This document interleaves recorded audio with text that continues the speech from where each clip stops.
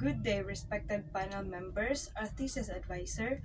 We are Group 3C, Group 5 from the College of Nursing, University of the Immaculate Conception, and we are here to present our research proposal entitled Knowledge, Attitude, and Practices on Animal Bite Services Among Higher Education Students in Davao City. Our study focuses on understanding how college students perceive, respond to, and utilize animal bite treatment services. Rabies remains one of the most preventable yet fatal diseases in the world, and increasing awareness among the youth plays a vital role in its eradication. According to the World Health Organization, as of 2024, rabies causes an estimated 59,000 deaths every year across more than 150 countries, with 95% of these cases occurring in Asia and Africa. In the Philippines, the Department of Health reported 426 rabies related deaths in 2024, which is almost double the number in 2020. Despite being 100% preventable through timely vaccination and post exposure prophylaxis, rabies continues to claim lives because of the limited awareness, cultural misconceptions, and delayed medical treatment. The Philippine government has established animal bite treatment centers or ABTCs to make vaccination and health education accessible, but many still fail to seek immediate care after being bitten.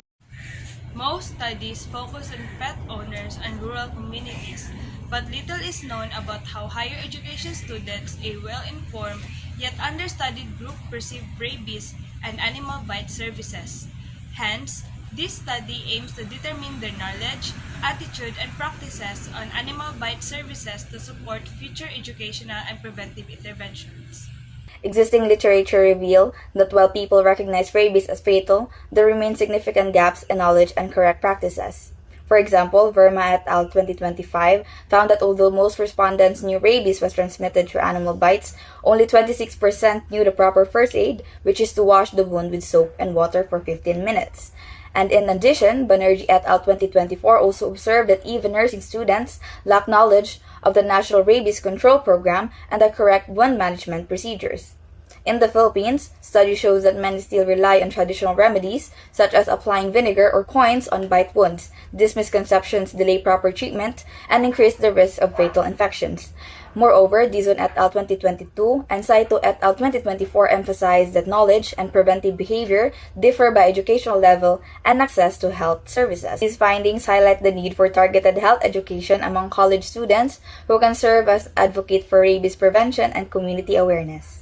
This study is grounded in three nursing theories. Nola Pender's health promotion model explains how knowledge and perception of benefits motivate people to engage in preventive health behaviors. Margaret Newman's health as expanded consciousness theory views health as increasing awareness that helps individuals make informed health choices.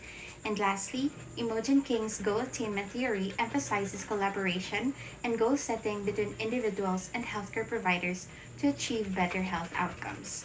On the other hand, our conceptual framework illustrates that knowledge and attitude serve as independent variables, while practices represent the dependent variables.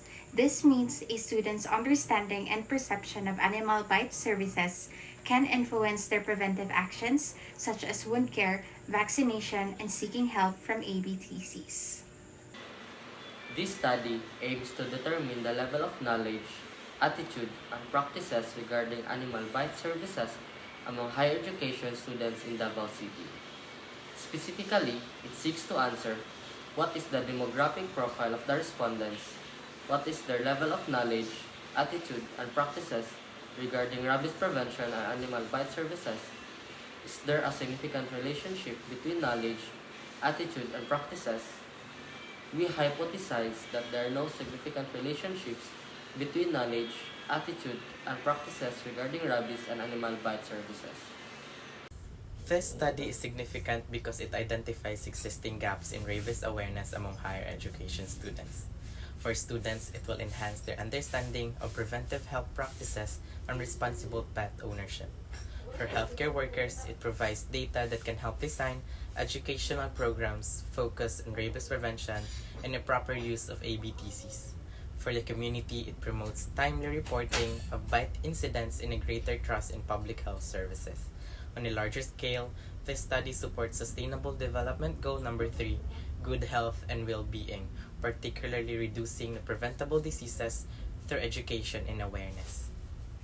To clarify key concept in this study, Animal Bite Services refers to the programs and interventions provided by animal bite treatment centers, including vaccination, wound care, and rabies prevention education.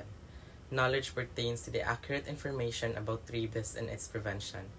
Attitude reflects the perception towards rabies prevention and ABT's utilization.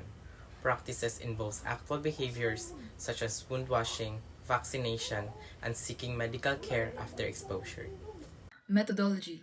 This study will use a quantitative descriptive correlational design to measure the relationship between knowledge, attitude, and practices on animal bite services. We will use a structured and validated questionnaire adapted from Devlin et al. 2014 and Rana et al. 2021, composed of 4 sections: demographic profile, knowledge, attitude, and practices. A convenient sampling method will be applied, targeting 100 higher education students from various programs and year levels in Davao City. Descriptive statistics such as frequency, percentage, mean, and standard deviation will describe the respondents' profiles and responses. For inferential analysis, chi-square tests and z-tests will determine if there are significant relationships between the variables. The study will be conducted in a private higher education institution in Davao City. Data collection will be done through Google Forms to ensure accessibility and convenience.